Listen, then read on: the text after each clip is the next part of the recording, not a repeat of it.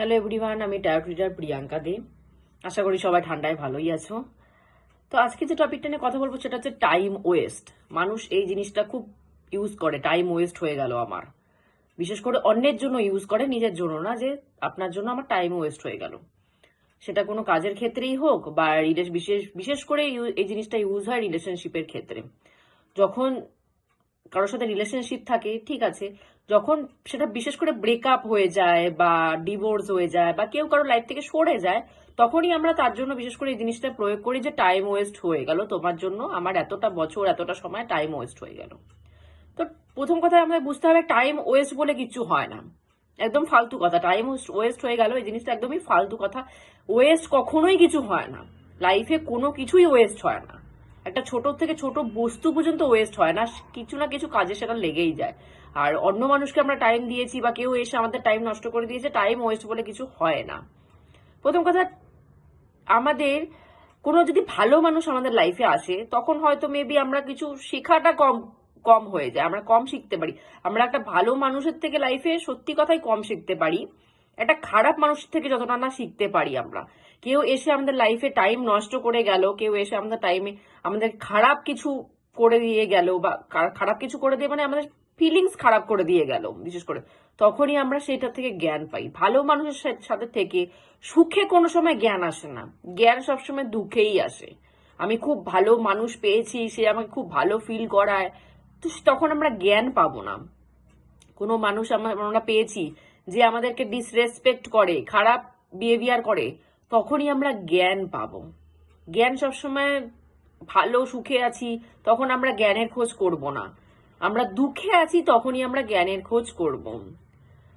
আমাদের ঠাকুরের কথা অনুযায়ী একটা আমাদের বাণী আছে, ঠাকুরের কথা বাণী আছে যে দুঃখী মন সবসময় ব্রহ্ম চিন্তা করে, সুখী মন কোনো সময় ব্রহ্ম চিন্তা করতে পারে না।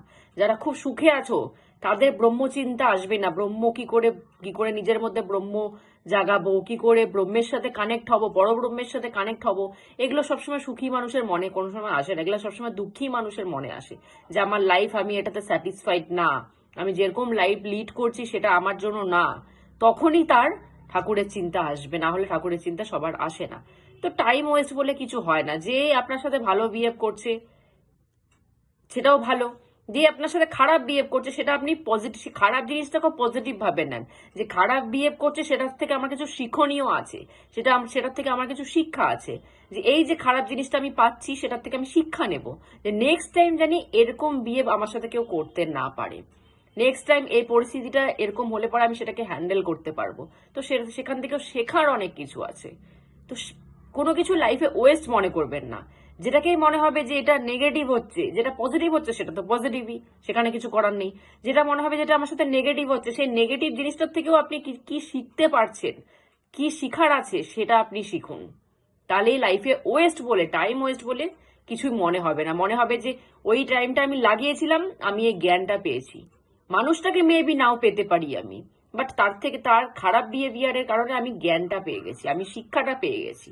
তো সেটাকেই ইউজ করবেন। তো টাইম ওয়েস্ট বলে প্রথম কথা কিছু হয় না।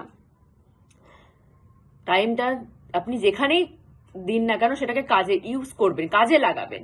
সেটা পজিটিভ ভাবেই হোক, সেটা নেগেটিভ ভাবেই হোক। পজিটিভ হলে খুব ভালো, নেগেটিভ হলে কিছু শিখে বেরিয়ে আসতে পারলাম আমি, এটা মনে করেই সে টাইমটাকে মনে রাখবেন, আর কিছুই না। তো আজকের মতো এখানেই স্টপ করছি। জয় গুরু।